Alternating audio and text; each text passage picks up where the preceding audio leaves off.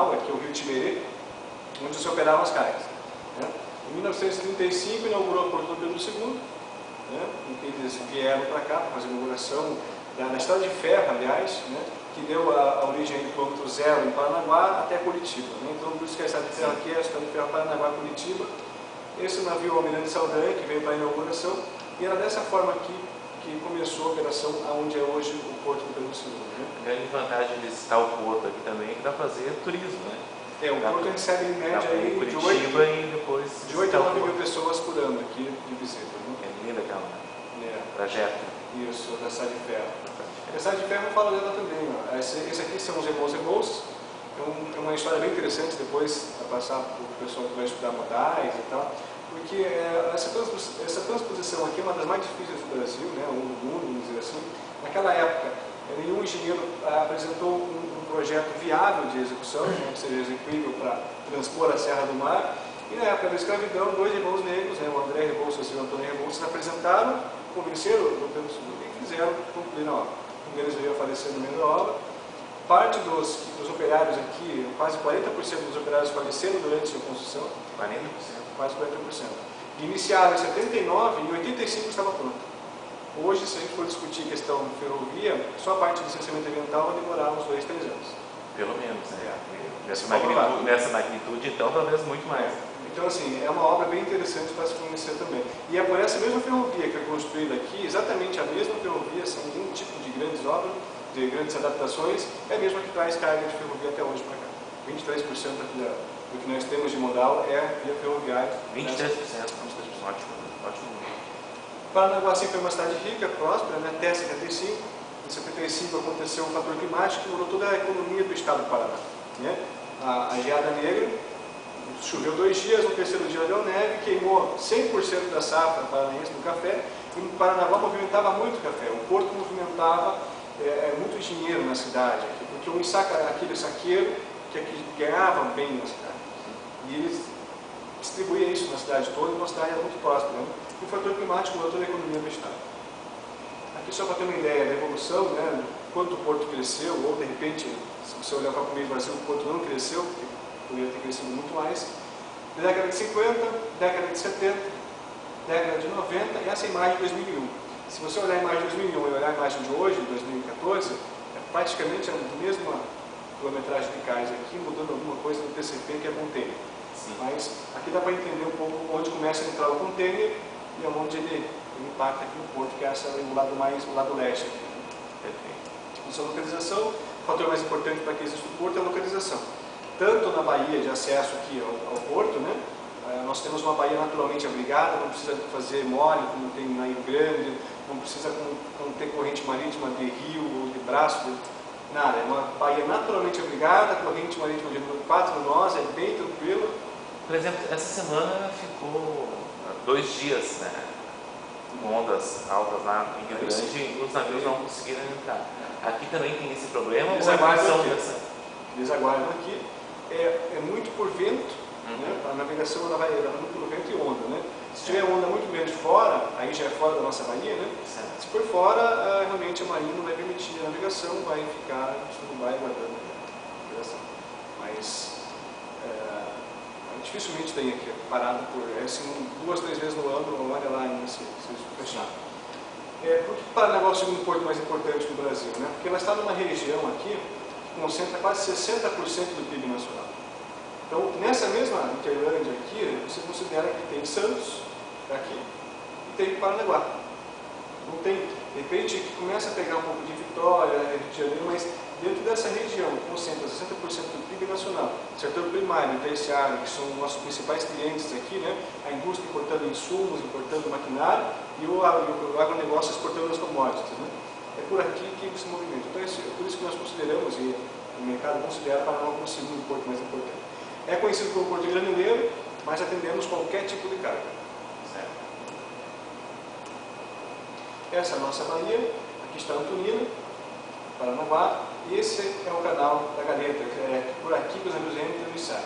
Isso aqui foi aberto na década de 70, antigamente entravam pelo canal norte, mas aqui tem algumas ilhotas, aqui tem algumas situações de risco. Foi desativado esse canal, hoje 100% ele entra e sai por aqui. Os navios ficam fundeados nessa região, e aí quando tem autorização, quando é chamado ele entra.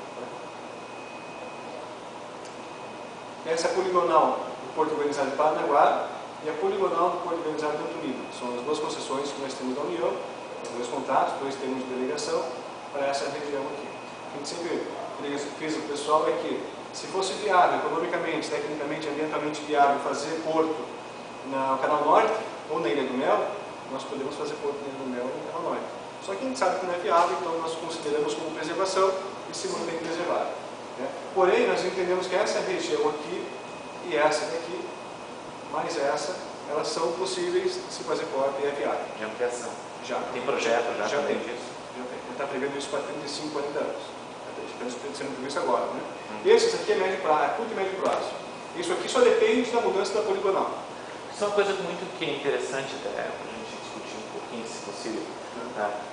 Sempre se comenta que o Brasil realmente está atrasado no seu planejamento para portos, no seu planejamento de estrutura logística, principalmente pensando no futuro. Na verdade, hoje a gente já encontra vários gargalos. Tu diria assim que a gente vem minimizando esses gargalos ou, em função até do crescimento, eles vêm aumentando? Veja, o atual governo não é uma crítica, mas uma constatação, né? Não é crítica, porque até o momento não permite fazer algumas críticas, né? Mas tudo bem. É constatação, dados de fato. Constatação. Existem muitos projetos de governo em cima da coisa que seria pensado, na verdade, teria que ser pensado em projeto de Estado, não projeto de governo. Se pensa muito a médio prazo, curto prazo em portos, em infraestrutura logística no Brasil. Né? Tem que se pensar em longo prazo em projetos de Estado, não de governo. Não é plano A e B que vai dar certo ou vai dar errado, é pensar, planejar a questão estrutural e se apresentar os estudos para mitigar possíveis passivos no meio do caminho. É o que nós fizemos aqui, nós tratamos o Porto nos nossos 4 anos de gestão, que é pelo governo do Estado do Paraná, como um projeto de Estado.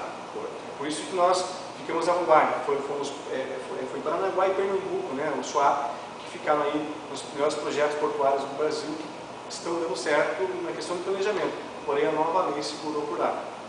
O que seria de arrendamento de novas áreas, o que seria nosso papel de síndico desse condomínio, nós fomos resumidos aí a zelador do condomínio. Nós éramos o síndico, antes da 8.630 e agora nós chamamos de síndico para ser zelador. Então, muita coisa que nós podemos já executar, né, devido aos nossos projetos, que eu vou mostrar para vocês, hoje está na mão de alguns técnicos de Brasília. Mas eles não conseguem dar esse alcance a todos os portos brasileiros e acaba ficando secundário, apreciado algumas coisas aí. Né? Mas está faltando realmente pensar mais a longo prazo em infraestrutura brasileira. Eu tenho até uns quadros que faço comparação na questão de falta de infraestrutura brasileira em comparação com outros países. Isso é ótimo, Então essa questão da poligonal, estamos tentando resolver, existe uma janela aí por 30 dias, nesse momento, para que a gente convença o governo federal, né, a União, a mudar isso aqui. Porque a nossa ideia é que essa conta aqui, ela fique fora da poligonal. A gente perde um ativo, a gente perde esse dedo, mas salva a mão inteira. Certo. Por quê? Porque o investimento aqui, ele é privado, ele vai ser privado. E hoje, na situação que está, com essa linha passando aqui por trás, ele teria que participar, o dono da área, um investidor privado, que é dono dessa área aqui, ele tem que participar de uma licitação, concorrer com outros, para poder investir na própria área dele. E ele tem investimento para pôr, ele tem capital para pôr ali. Só que do jeito que está hoje, travado. Nós entendemos que essa linha ela tem que passar por fora, deixar essa área toda de fora, o investimento privado acontece no dia seguinte, porque o licenciamento ambiental deles e o EPTEA deles já está pronto. O investidor ele tem para pôr dinheiro ali. Então, se liberar essa área aqui e ficar para fora, nós perdemos o ativo, porém nós ganhamos aqui no Paraná um novo porto. Comparativamente é grande, né? Essa área é uma área bem grande. E tem outra, né? Essa aqui, o porto aqui ele viabiliza um novo acesso. Sim. O que não acontece se não sair esse porto, se não der sinal de que realmente vai sair, está liberado, ninguém vai querer investir nessa rodovia. Uma coisa vai viabilizar a outra, né? A rodovia viabiliza o porto viabiliza a rodovia. Vai desafogar até a logística ali. A coisa vai acontecer em paralelo. Liberou o porto aqui, começa a construir a rodovia. Se não sai porto, não tem por que ter a rodovia. Da mesma forma, essa área aqui, a área do Imbocuí. Mais à frente vocês vão poder ver quais são exatamente a área aqui. Mas aqui é a mesma situação de contar, ela está dentro da poligonal e a ideia é que fique de fora, que essa linha ela passe por aqui e tire esse dente aqui e deixe para fora. O investidor privado também ali tem interessado que quer investir dinheiro dele e não pode. Que é um absurdo você, numa crise, não aceitar dinheiro novo. Né? A crise se recupera, você passa por aqui com dinheiro novo. E dinheiro novo é isso aí. Você abrir novos portos, você ganha concorrência em Paranaguá, que o nosso objetivo aqui não é lucro, né? O nosso objetivo aqui é deixar com que a carga do agricultor, a carga do industrial entre e saia com facilidade, então não podemos ter a visão de lucro aqui. A visão é que você tenha a concorrência para que fique menos custoso para a nossa logística, né? Infraestrutura, é o que nós temos de ativo aqui no Cais Paranaguá, no berço 217, aqui já tem essa cota já está desatualizada. Inauguramos no meio desse ano 315 metros aqui a mais de cais, então nós temos aqui, no total vai passar de 4,5 km, tá? De cais, contando com os granéis líquidos aqui. Então eu tenho um berço exclusivo de fertilizante, 4 km aqui para granéis líquidos, para todos os tipos de carga química, e mais 3,6 km aqui de cais, que seria para açúcar, são berços alternativos aqui para vários tipos de carga, fertilizantes, o corredor de exportação, que é o nosso principal diferencial com relação ao exporte do mundo, e containers. Eu vou pontuar um a um. Como eu falei, nós atendemos qualquer tipo de carga. Né? Quando eu vou vender porto, quando eu vou trazer novas cargas, eu falo de veículos, eles ficam assustados porque eles acham que o negócio só trabalha com granel, porto graneleiro. E quando eu falo que em 2011 nós fomos o segundo porto de movimentação de veículos, eles não entendem muito bem. Então nós temos um pátio aqui para 11 mil veículos. Atendemos Renault, Volkswagen, Audi, Nissan, várias outras montadoras. Né? Movimentamos em 2011 220 mil veículos. Hoje, com a crise com a Argentina, a gente troca, nosso principal mercado é a Argentina, né, com relação a modelos, troca de modelos, caímos aí quase 70% esse ano. Mas temos um ativo bom aí. Granéis líquidos, a maior tancagem em terminais privados do Brasil é aqui. A empresa Catalina, inclusive, está ampliando ainda mais. Né? Uma tancagem grande, tem 4 berços de atracação e 5 operadores aí, terminais operando ao mesmo tempo. Transpetro, Catalina, Novopac, CPA. Grandes peças, nós temos uma expertise grande com grandes peças. Né? Nós temos, desde a época da construção da usina de Itaipu, em que as turbinas passaram por aqui, todas as pontes daqui até Foz do Iguaçu elas foram reforçadas no sentido Foz do Iguaçu. Então, quando você vem com grandes peças, você vem com facilidade. Essas aqui, por exemplo, as pás eólicas vieram de Sorocaba, da Texis, e vieram para Paranaguá. Em vez de ir para Santos, vieram por aqui. E foi movimentado com tranquilidade. Então, é outra situação que poucos do setor portuário conhecem de Paranaguá. Né? Fertilizante, quase 40% do fertilizante que entra no Brasil. Esse mês está passando os 40%, mas uma média de 40% do fertilizante que entra no Brasil entra para Paranaguá. Por esse cheiro forte que você chega aqui, você sente cheiro de ureia, um cheiro muito forte. É a concentração muito grande aí de 9, 10 milhões de toneladas de fertilizante em 2 berços. Né? Se contar com a Fospar, são 3 berços. Mas eu tenho aqui do lado do outro 2 berços de atracação só para fertilizante. Então você tem uma concentração muito grande no único local. Se fossem vários terminais, vários berços de atracação, não sei se espalharia isso em vários berços, não ia sentir tanto. Mas aqui são 2. Uma capacidade estática em armazéns aqui em Paranaguá de 3 milhões de toneladas. Eu posso te garantir que 90% está ocupado. Aqui é um pulmão do Brasil do fertilizante que se usa no campo, de 40%. Então é muita concentração de carga aqui. Containers, nós temos um terminal que ele é operado pela TCB de Barcelona, né, que é um consórcio de empresas, mas quem opera é a TCB.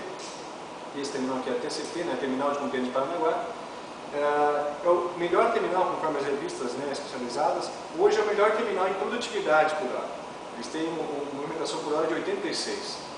Os melhores terminais do mundo, né? Esse é um padrão internacional e hoje é movimentado por aqui. É um dos maiores do Brasil também em movimentação de rifa. Né? E isso barateia muito quando você traz tecnologia daqui de container, da China para cá, do Japão. Vai muito corte de frango, vai muita proteína animal para lá e volta vazio. Nessa de voltar vazio você consegue baratear o custo do frete, bem abaixo dos dry, né? Então você consegue trazer tecnologia, carga limpa da China e do Japão com preços bem lá embaixo, porque você tem um retorno desse container. Esse é o corredor de exportação, é isso aqui, por essa estrutura que Paranaguá é reconhecida por ser um porto graneleiro. Nós temos 9 terminais interligados pelas esteiras. Esses 9 operam ao mesmo tempo 3 berços de atracação, são esses 3 berços aqui, e você consegue pôr no mesmo navio carga dos 9 terminais. É a grande diferença. Em outros terminais brasileiros, se você comparar com o Cargill, né, que é uma referência, uma grande empresa, você é um pequeno agricultor, você tem que vender sua carga para Cargill para ele poder embarcar, porque ele tem estrutura, ele tem armazém, ele tem um navio, ele tem tudo. Então você tem que vender para a Cargill, ela fica com o profit dela e embarca.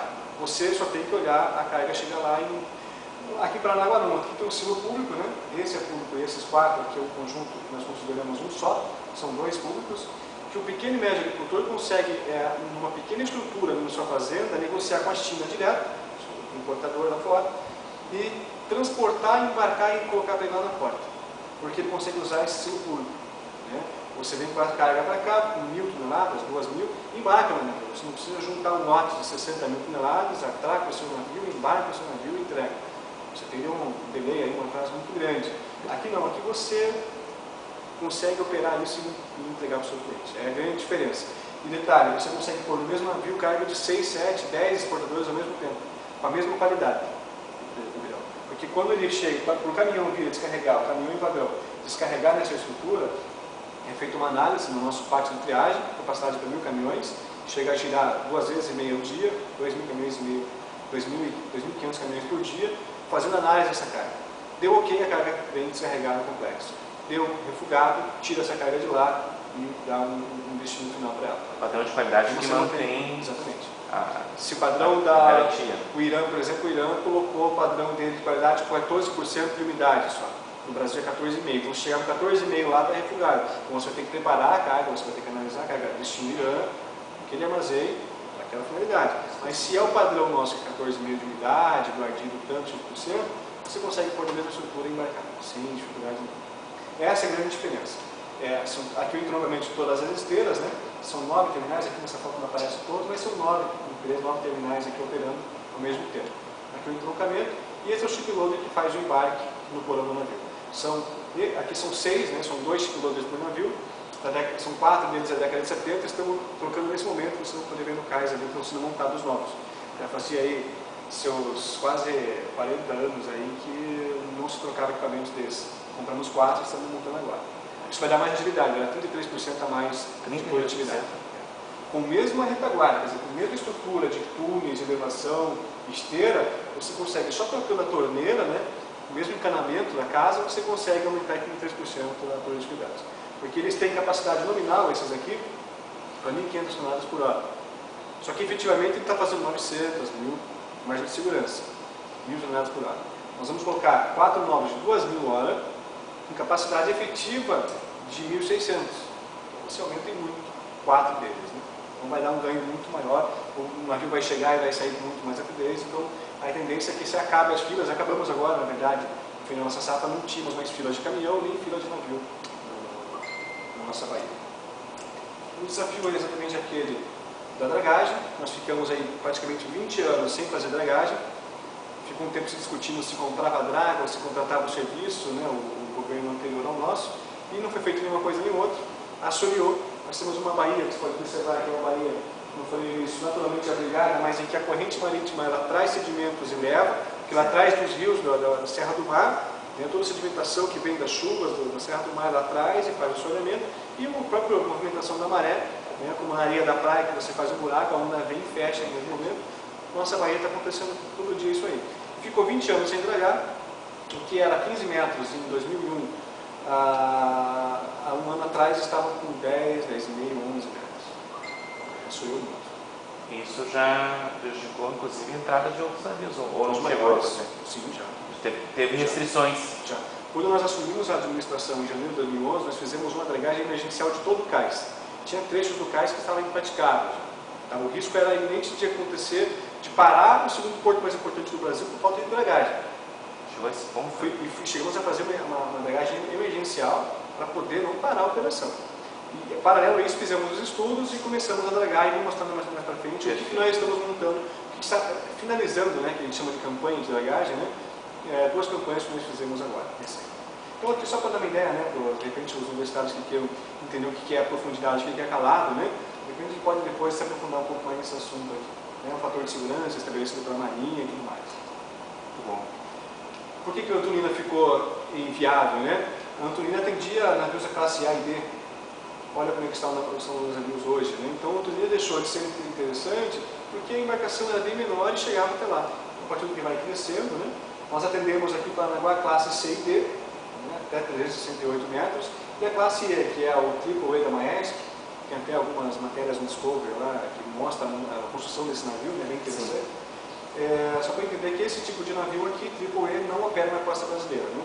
Nem no porto brasileiro. Talvez aí, de repente, daqui uns 10 anos. Mas aí não...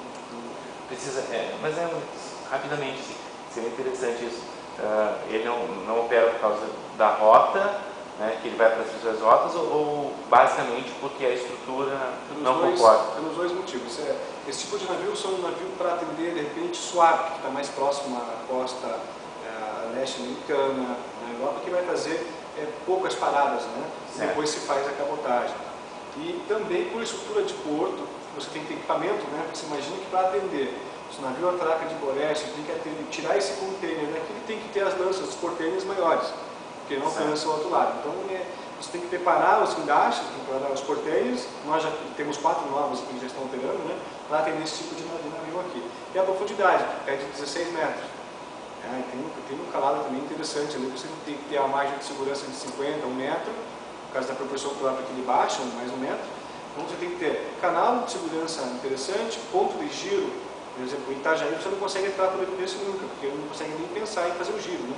Tem 400 metros, lá é 280. Então, assim, tem várias situações operacionais que tem que ser visto, né, de equipamento, e questão comercial também. Se é interessante ali essa linha, ou não. Se de repente faz só China, Estados Unidos, Europa, 3 pontos, poucas paradas. Né? E aqui, só para entender o que eu no início eu falei sobre a nossa dificuldade logística no Brasil, né? Xangai, aqui tem vários terminais da China, né?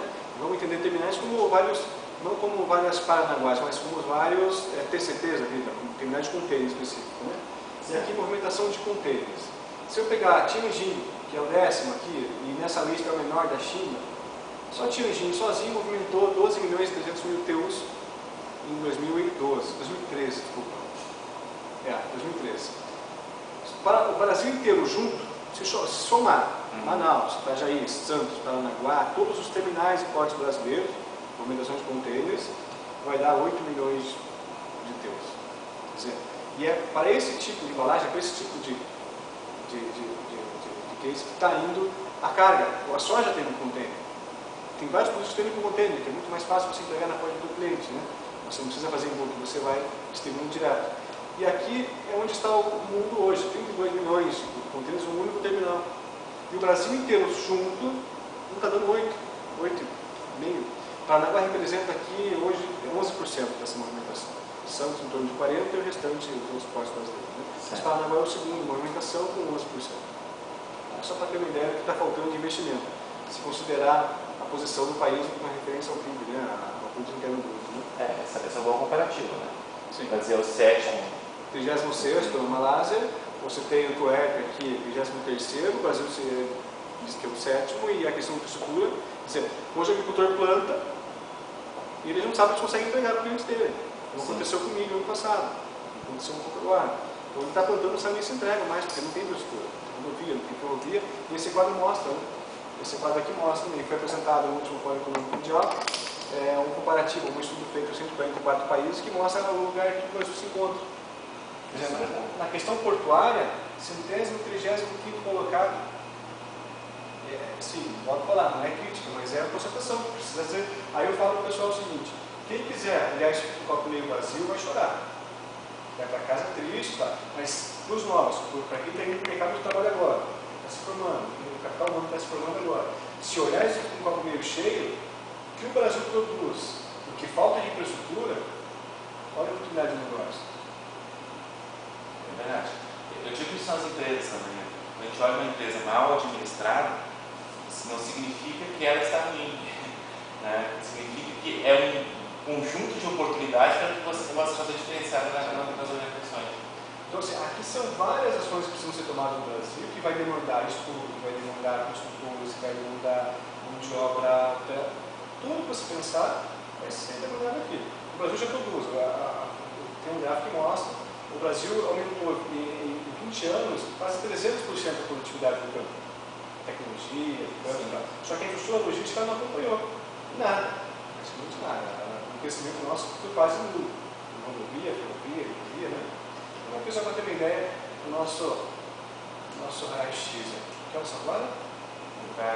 Comida também. Quase, né? Mas eu 10h30 e já passei. Bom, aqui só faço com relação ao calado do navio, né? O que a gente consegue ganhar com uma dragagem? 1 centímetro a mais de dragagem, 1 centímetro. E 1 terço, eu consigo carregar 100 toneladas por cada 1 centímetro, 8 containers em média, $5.000 em média por container, o sistema portuário, né, como um todo, $40.000 por navio de prejuízo por não ter 1 centímetro. Vezes 52 embarcações por ano desse mesmo mês, eu vou ter um prejuízo de $14,5 milhões por cada 1 centímetro do mês. Então, o investimento que se faça em dragagem no porto, ele é pequeno em comparação ao benefício que ele traz para o porto. Aquilo que eu falei agora, né? O que não cresceu as modais e o que cresceu o agronegócio. O desafio maior é em quanto tempo nós precisamos para acompanhar. Eu vou mandar um material para vocês, quanto à evolução. Isso aqui eu tenho um encarte, eu mando para vocês. Esse que está abaixo da cadeira. O que chega aqui para a gente nas modais, 71% rodoviário, ferroviário 23% e 5% do óleo que nós temos por aqui, em Grandes Litro até Transpetro em Curitiba, né? Até Petrobras. Nosso principal cliente é o agronegócio, 75% da exportação é o agronegócio, 17% carga geral e 8% grão livre. A importação, bem parecido, 59% importação é do agronegócio, que é o fertilizante, né? E aí carga geral e mais exemplos também. O porto cresceu em movimentação, exatamente porque o agronegócio cresceu. Se você considerar o que o porto movimentou hoje, há 20 anos atrás, é exatamente o que o Campo Horizonte, né? Por isso que é o nosso principal cliente. Mostra aqui para o administrador o que é você ter uma empresa em que você tinha uma folga na movimentação. De novembro a fevereiro do ano seguinte, você tinha 3 meses ali para férias, para fazer manutenção preventiva, para arrumar armazém, para fazer ajustes. Hoje você não tem essa folga. A safra ela começa em janeiro e não termina. Ela vai em dezembro, janeiro, conta a safra, e ela acaba sendo linear. O açúcar, milho, não tem mais aquela milho, safrinha, safra de soja, não. Ela é o ano inteiro, todas as safras aí ao mesmo tempo. A tecnologia do campo fez com que isso acontecesse. Né? E aí você tem que adaptar a sua gestão a dar férias, a fazer manutenção, tem que trocar o step do carro andando, e aí você tem que ser criativo para poder fazer a coisa acontecer sem prejudicar quem utiliza. Né? É a gestão agora, né? Mas para se planejar, para futuramente parar de trocar. Você tem que respeitar essa linha. Mas aí você tem que olhar para essa linha. Essa é a nossa linha de capacidade nossa. Então, há muito tempo a gente já está passando a nossa linha de capacidade normal. Então, quando acenderia a luz aqui, a luz vermelha, você já está pensando em investimento de 3 anos. Então, o que demora hoje no terminal para ficar pronto é 3 anos em média. Né? Então, você teria que já acontecer e não aconteceu. E aconteceu o contrário agora. Você, com a nova lei, você centralizou em Brasília, ficou muito mais travado para você liberar situações aí para a iniciativa privada poder tocar. Investimento, depois eu passo a vocês com mais calma, são todos os investimentos que estamos tocando nesse momento em várias áreas, né? Gestão ambiental, tecnologia, estudantes, institucionais. Então, 451 milhões de reais, caixa do porto. Não tem PAC, não tem dinheiro federal, não tem nenhum tipo de empréstimo. A tarifa portuária que tem que ser reinvestida no porto. Não tem mais que não tem ninguém está fazendo nada demais. É só usando o dinheiro da estrutura portuária na estrutura portuária. É com essa finalidade que entra transparente. Então tem que ser aplicado no porto. Coisa que ficou um tempo sem fazer. Gestões anteriores chegou a aplicar esse dinheiro na bolsa, né? Em especulação financeira. Coisa que aí diretamente você atinge quem opera, porque você não tem condições de operar. Então, nós estamos reinvestindo o dinheiro do porto no porto, né? Na sua cara. Na dragagem, estamos finalizando. Foi a dragagem desde o canal, a gaveta da entrada, a área alfa, brava, Charlie, até o domingo. Né? Toda essa área que foi dragada está finalizando. São 3 dragas, uma holandesa e 2 chinesas. Essa aqui você não pode encontrar, ela está finalizando os pontos específicos ali. Está finalizando. A maior dragagem dos últimos 20 anos. 7,7 milhões de metros cúbicos a um custo de 115 milhões. Se considerar aquele prejuízo que nós temos, quase nada. É troco do pão, como eles falam, né? Não é muita coisa. Se você analisando centímetro, então? Se você analisar, você assusta. Né? Algumas ações ambientais que estamos desenvolvendo com a comunidade local. Né?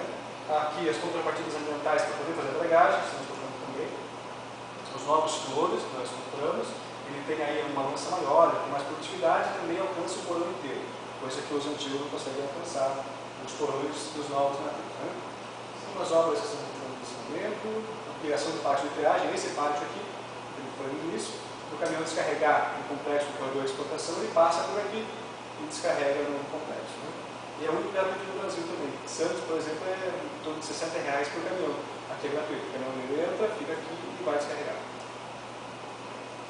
O acesso frontal, né, já estamos desenvolvendo um projeto executivo, já está quase pronto. Complexo náutico, né, a gente entende que a população tem que ter uma compartilha do porto. E hoje o Paranaguá não tem nenhum tipo de parque ou área de convivência, e nós entendemos que o porto tem que oferecer isso. Né? E aqui nós estamos colocando para a iniciativa privada essas possibilidades de investimento. Nós temos uma área para isso, né, que é essa área do porto aqui, ao lado da cidade, que nós podemos fazer funcionar no parque, com rede hoteleira, com shopping, toda uma situação que hoje o Paranaguá não tem. O Paranaguá não dá qualidade de vida para bons salários. Né? Você tem um funcionário que ganha bem, ou um funcionário do Estado, do federal, que tem bom salário e acaba não morando aqui, mora em outra cidade e acaba faltando na ponta. Né? Por exemplo, a Receita Federal, de repente em Itajaí, não sei qual o número que passou, mas eu vou pôr um número hipotético aqui, de repente lá tem 500 processos para 50 fiscais, chutando. Aqui deve ter 2.000 processos para 20 fiscais, é muito desproporcional. Porque a qualidade de vida da cidade não faz com que a pessoa venha morar aqui. Então ela pode escolher, ela mora no público, ela pode escolher onde ela quer morar, onde ela quer viver com a família dela, ela vai a qualquer lugar menos Paranaguá. Isso afeta diretamente a logística. E aí esse embaraço de repente acaba atrasando um pouquinho em relação a outros portos, pela quantidade de funcionários que tem. Parte de passageiros também atendemos, né? Nós não deixamos de atender, por mais que não tenhamos estrutura, a gente atende. E aqui, só para contar nos finais, é o projeto o PDZPO, é o Plano de Desenvolvimento e Zoneamento de Porto Habilitado. Fizemos uma leitura. Quem fez para a gente foi a USP de Santa Catarina, lá de Trans, foi contratada para fazer, fez uma leitura de todos os nossos ativos, quais são as áreas para cada tipo de carga. Né? E aí nos deu uma leitura, 900 páginas, foi bem interessante, pensando no porto daqui a 30 anos, novas possibilidades de portos, né? São 4 novas, além de Paranaguá, então isso vai dar uma visão de 40 anos. Esse aqui acontece nos próximos 5 anos, mudando a poligonal acontece com mais prioridade ainda, né? Essas duas áreas que acontecem nos próximos anos. E aí esse aqui é o nosso projeto de expansão. O macro é o PDCPO é o macro, né? Você faz uma leitura geral dos ativos. O micro é o plano de arrendamento em que você começa a fazer a leitura dentro daquele macro, o que é de espaço para cada área, para cada mercadoria, para cada número desse, para ter uma ideia, é um novo investimento. São 20 novos investimentos, 20 novas áreas possíveis para arrendamento.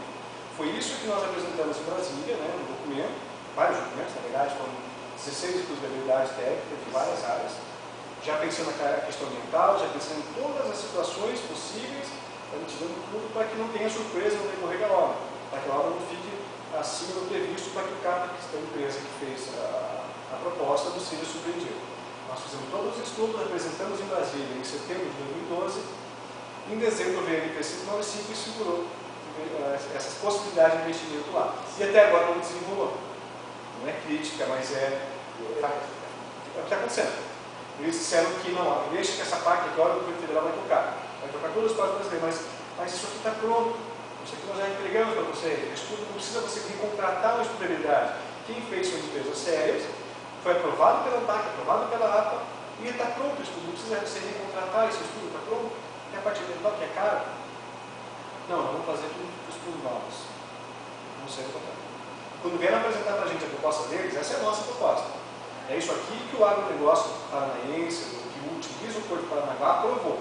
100% do PIB que usa o Porto Paranaguá aprovou isso, foi discutido com a comunidade, com o CAP, né, mas Conselho da Autoridade Portuária, todos aprovaram isso aqui. E nós mostramos para eles, é isso que o Paranaguá precisa. E eles simplesmente guardaram e aí a coisa não aconteceu. Né? A ideia é que houvesse novos investimentos, a partir de 2013, alguns deles finalizando agora, final de 2014, dentro do nosso cronograma, alguns investimentos como esse daqui, esse terminal de granel aqui, essa área de fertilizantes daqui, essa área de novo armazém também, parte de veículos novos já estaria pronto, então seria dinheiro novo na cidade de Paranaguá, dinheiro novo no estado, dinheiro novo no Brasil, já de 2013 para cá, uns 2 anos, ele está parado. Só que ele com folga para poder trabalhar o preço. A gente teria vários concorrentes aqui trabalhando o preço. Então, o nosso agricultor que paga todo o custo, poderia ter isso de forma mais tranquila. Porque, ainda assim, a nossa rodovia atende. A ferrovia talvez precise melhorar muito, mas a rodovia nos atende ainda. E vai continuar nos atendendo por um tempo. Quer dizer, a nossa população, nosso encanamento, para chegar até a torneira, que é o porto, o encanamento ainda suporta a vazão. Ainda suporta. A fila de caminhões. De caminhões é uma outra situação que nós já resolvemos também. É uma questão só de inteligência, de comunicação, basicamente. Não tem mágica nenhuma, nenhum investimento. É só comunicação. Depois eu explico por quê. Então, assim, esse aqui é o que nós gostaríamos já de ter iniciado em 2013. Novos speed de atracação, aqui capacidade de 3.000 por aparelho, 6.000 por navio, no caso, né? Equipamentos novos, são áreas de greenfield aqui, como nós temos parte de musculado do silão, parte de veículos, gabinetes líquidos, tudo coisa nova, poderia estar acontecendo já, mas está parado.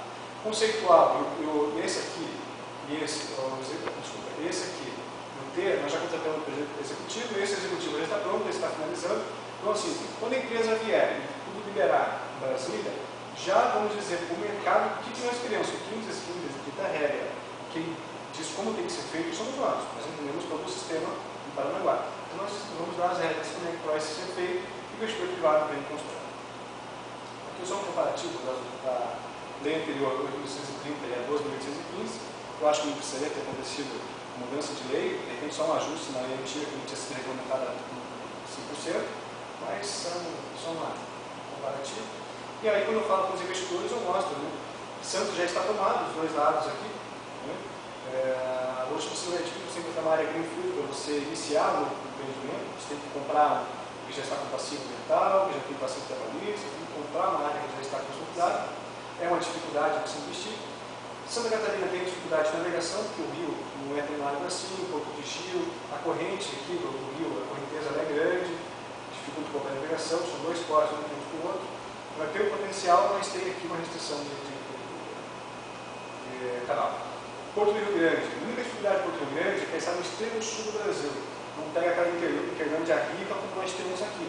E se o Porto do Rio Grande fosse um pouquinho mais para o norte, para o sul, seria um baita, e é um baita de porto, porque tem todo ali o superporto, tem toda uma estrutura que é muito interessante, plano, bem interessante. Só que está no extremo sul, de repente a logística não é tão interessante assim para o negócio, apesar que levou muita carga nossa. Né? Mas está no extremo sul do Brasil. Tem Paranaguá, que eu mostrei agora, tem várias possibilidades de investimento, tanto aqui na área do porto, como áreas novas de fios aqui. Só para finalizar, então, nós encontramos isso, né? Filas de caminhões nas estradas, que ia até Curitiba, né? Essa fila até Curitiba, o motorista ficava 2, 3 dias na estrada. Essa fila é de Santos ainda. Santos não conseguiu resolver, talvez tenha mais dificuldade no final. Fizemos um estudo, uma movimentação de caminhões na cidade e tal. Tínhamos já 3 sistemas, tá? Slog, Scoa e Cargonline. Na verdade, ele já existia, mas não conseguiam pegar essa ferramenta e fazer acontecer. O que nós fizemos? Analisamos até a carga chegar no terceiro navio, no complexo, só que a carga do segundo não tinha chegado ainda, estava no campo. A carga do quinto navio já chegou, estava chegando, e a carga do segundo ainda estava lá no campo. Então você enchia o armazém com carga do quinto, sexto navio, sendo que o navio está atacando amanhã, a carga estava no interior. Trocar papel não é tão simples, não é tão fácil assim, tem custo. Então o que nós fizemos foi só ordenar isso. Só vem carga agora do primeiro navio, depois vem do segundo e ordenadamente. Choveu 7 dias, parou a operação, porque não tem como cobrir. Né? Se tiver pergunta sobre isso, você pode responder também. Mas se não tem como cobrir o navio, você chove 7 dias, você fecha a torneira, não libera senha para ninguém. O que nós fizemos foi o seguinte: as reuniões são feitas aqui nessa sala, um dia sim, um dia não, com os operadores, as cargas, as agências do navio. Entendemos o que tem de carga para chegar e o que tem de navio para encostar. A gente faz o cruzamento, vê o que tem de estoque nos armazéns e cada um dos operadores que nos pede senha, se me pedir 500 senhas para amanhã, mandar 500 caminhões, nós vamos analisar se ele tem condição de receber 500 caminhões amanhã e se o navio dele realmente estava no ar para atacar. Então, no que isso, nós liberamos 500 senhas, ou 200, 100, conforme a capacidade dele. Então, cada um do sistema tem a sua senha. Com essa senha, ele cadastra o caminhão no interior e manda o caminhão para casa no dia seguinte. Mas o motorista vinha enganado, porque existia uma situação, aí não vou falar o nome do mas existia uma situação que alguém estava ganhando com essa dificuldade. Tonhão do caminhão, né? Tonhão vai para o porto, eu vou te cadastrar aqui, a senha já está comigo, mas pode tocar para o porto. Então, como o Brasil não tem silagem no interior, ninguém estoca no Brasil, eles escolhiam, jogavam direto no caminhão e o caminhão para o porto. Eles não preparam a qualidade, eles não estocavam, eles não preparavam o momento certo de vender, simplesmente colhe, joga no caminhão e mandava para o porto. Né? E o Tonhão vinha para o porto, chegava aqui e não tinha senha, porque alguém enganou ele lá. Porque é mais barato ele pagar R$100 para o motorista a diária dele do que ele investir 16, 17 milhões no armazém no interior, possível. Então ele enganava muito isso, o motorista enganava. Chegava aqui, ficava 3 dias na estrada, situação de risco, morria gente atropelada, aquela coisa toda. O governador deu uma mensagem para a gente o seguinte: tem esse problema, resolva. Aqui conversando, como a gente conhece um pouco de Paranaguá, nós entendemos que o motorista ele é enganado, então nós fizemos o seguinte: sem nenhum tipo de investimento alto, coisa bem simples. Colocamos uma ferramenta aqui no site em que o motorista ele consegue, por celular ou no computador, ele insere a placa do caminhão dele e no mesmo momento ele já sabe se está cadastrado ou não. E ninguém quer ficar 3 dias na estrada. Se ele quiser vir para cá, ele pode vir, mas não vai entrar no pátio. Então ele vai ficar em casa, fica com a família, ele vai cuidar dos filhos, vai ficar o final de semana em casa até ele ser cadastrado. Foi cadastrado, ele vem. Ele quer ganhar um dinheiro dele. Se ele vem, o momento certo, então ele vem, faz a análise da carga, descarrega e vai embora. Abaixamos em 7% do frete rodoviário, porque você tem o frete de retorno garantido pelo fertilizante, que é o mesmo destino. Então você vem caminhando no momento certo. Sabemos, com isso nós temos um controle de tudo que está para vir do interior, que foi a senha liberada no dia, o que está em trânsito, é o que nós liberamos no dia anterior, e o que está no estoque, que está no pátio de triagem. E depois nós sabemos no mesmo momento o que tem em cada armazém e o que está sendo embarcado nesse momento, nós temos as balanças de fluxo. Então todo o controle, desde a fazenda até o exato momento que se embarca, nós temos controle. Deu um problema aqui, quebrou 6 chegou ao mesmo tempo. Não vai operar mais. Fecha a primeira, não libera a senha, o que está para vir a gente acomoda no nosso pátio, não libera para ninguém, não vai ter fila na estrada porque todo mundo vai ter em casa. Nós temos mapeados 600 pontos de origem de carga, todos mapeados. Então você espalha 5 mil caminhões em 600 pontos de origem, 600 cidades, você não vê fila em lugar nenhum. Ela some, né? Difícil é você trazer 600 pontos para Paranaguá, no final do funil, né? Então assim, nós temos o controle e nós temos a mão na torneira. Se você parou aqui, você fecha o primeiro, libera a senha, sai ninguém, o sistema continua rodando. Tem quantidade aqui para armazenado, não tem, arruma, tem que arrumar, continua operando. Isso é só uma questão de gestão e comunicação mesmo, tá? Não foi nada demais. E para que isso pudesse acontecer, nós montamos 2 equipes para percorrer o Paraná inteiro, praça de pedágio, posto de gasolina, sindicatos patronais, sindicato motorista, com um informativo, esse que está embaixo do seu celular, exatamente esse, que mostra para o motorista: olha, você tem essa ferramenta antes de sair de casa, consulta. E isso, claro, se espalhou entre eles, eles não saem de casa, eles são consultados. E aí acontece que não tem mais fila, né? Algumas ações nossas aqui, que uma delas é essa, que a gente pode depois ou visitar vocês lá, ou vocês virem para cá, que é Porto Universidade, que a gente tem que passar essas informações para a comunidade.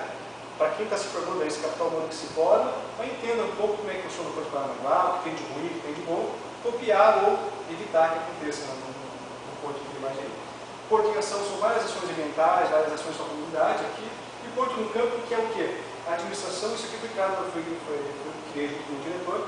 Eu apresentei uma ideia, nós formulamos e virou um projeto hoje do governo do Estado do Paraná, que vai o secretário de Estado, o Zé Richa Filho, o Jimmy Medina, o diretor-presidente, o meu diretor e eu, nós vamos para o campo conversar com o agricultor.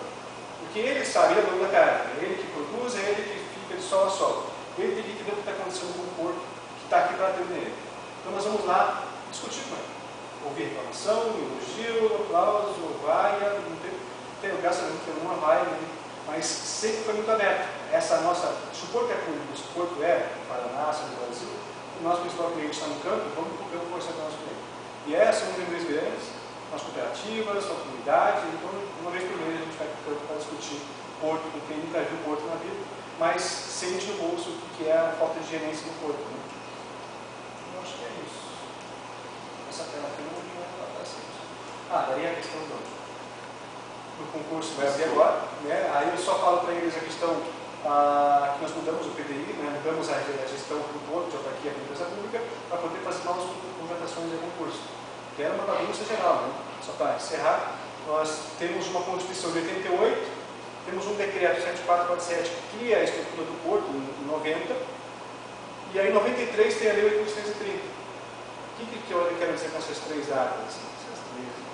É que em 90 você criou um quadro administrativo, um quadro de gestão, um quadro de recursos humanos para atender aquele momento de 90, em que o porto operava, o porto movimentava embaixo, o porto operava a carga de navio. Só que em 93, 3 anos depois, na Lei 830, diz o quê? Que o porto não é mais operador, o porto tem que sair da operação. E o que você faz com esse pessoal que você contratou 3 anos antes? O governo foi passando, foi empurrando com a barriga e ninguém mexeu nisso. O passivo trabalhista foi enorme, 1.400 bilhões de reais em desfunção, hora extra, em situações que aconteceram, não por problema do trabalhador, ele não tem culpa de nada. Quem teve culpa foi a gestão que passou por aqui e não pôs a mão no que tinha que pôr.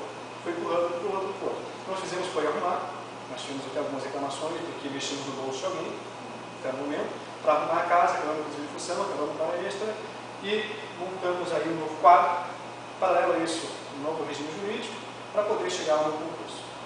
Fizemos o PDI para que esses já contribuíram saiam e dêem lugar para novos. Tem gente com 35 anos de casa, 40 anos de casa. Para isso nós estamos dando aí um plano de demissão incentivado, o Porto vai incentivar, enumerando aí um cálculo que foi feito, para que ele vá para a casa da dispersão. Temos várias situações aqui que não se pensou, eles não pensaram na previdência privada, não pensaram em previdência complementar, nada, então eles só se garantiam em cima da hora extra e de função. E ação trabalhista, ação trabalhista. Então acabamos com isso aí também. E até o final do ano já abre o concurso para o Porto aqui. Então, eu toco no final, de repente a rapaziada que quer estágio, de repente que quer pensar no concurso, né? Tem estágio também aqui no Paraná, tem uma central que nós fazemos o cadastro todos, para poder pegar como estagiário no Porto. E aí deixa eu colocar depois, passar por e-mail, telefone. Excelente. Uma pergunta mais que você queira. Passamos o nosso tempo, né? 11 horas. Tá tranquilo. Vamos para o CAIS? Vamos. Na verdade, primeiro quero agradecer a palestra. Vai ser muito importante para os nossos alunos, até novas perspectivas. E é importante ver, né, que o mercado está em processo crescente. Né? Então, a gente tem várias possibilidades ali de trabalho, de pessoas que querem fazer a transformação do nosso país. Então, muito obrigado. Obrigado pela visita.